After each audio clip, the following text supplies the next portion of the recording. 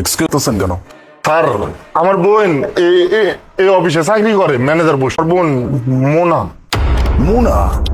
মুনা আপনার বোন? ভেতরে গেলে আমার বোনের মান সম্মান সব নষ্ট হয়ে যাবে। মান সম্মান? আমি যা কামাই করি বছর গেলে অর্ধেক টাকা আমার বোনের দিই। তো আমি ভেতরে যেতে পারবো না, আমার বোন আউক, আমি দেখা করে তারপরে চলে যাবো। আচ্ছা ঠিক আছে, তাহলে শোকে আমি দেখতেছি। হ্যালো মিস মুনা, আপনি? হ্যাঁ স্যার বলুন। তুই তুই আবার আসছিস? জানিস না তুই আসলে আমার সমস্যা? যা এখান থেকে। বোন যাইতেছি, আমি আসলে টাকা দিতে আইছিলাম। ওকে যদি কেউ দেখে ফেলে তাহলে কিন্তু আমার মান সম্মান থাকবে না। তুই দাঁড়িয়ে আছিস কেন? যা না এখান থেকে। বোন আমি টাকাটা দিতে পারি না, এই জন্য আমি নিজে আইছি টাকাটা দেওয়ানোর লেগা। আর তোর সাথেও তো আমার অনেক দরকার পড়লে আমি তোর বাসায় গিয়ে টাকা নিয়ে নেবো, তবুও তুই এখান থেকে এখন চলে যা।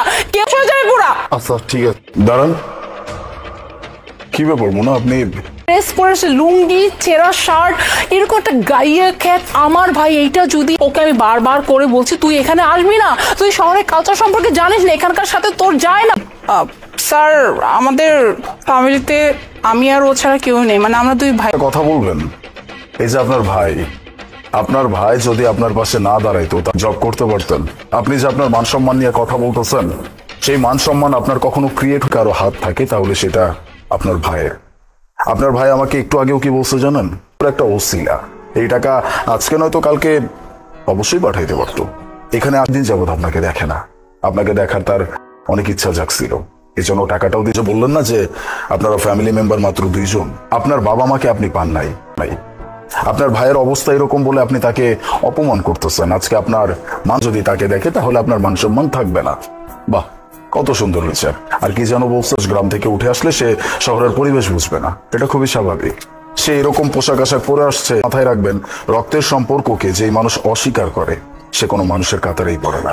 আমি রিয়েলি সরি স্যার, আপনি যদি আজকে আমাকে এভাবে না বুঝাতেন হয়তো আমি জানতাম যে ও গ্রামে থাকে, ও একটু গ্রাম্য টাইপের খ্যাত, এই শহরের কালচারের সাথে না।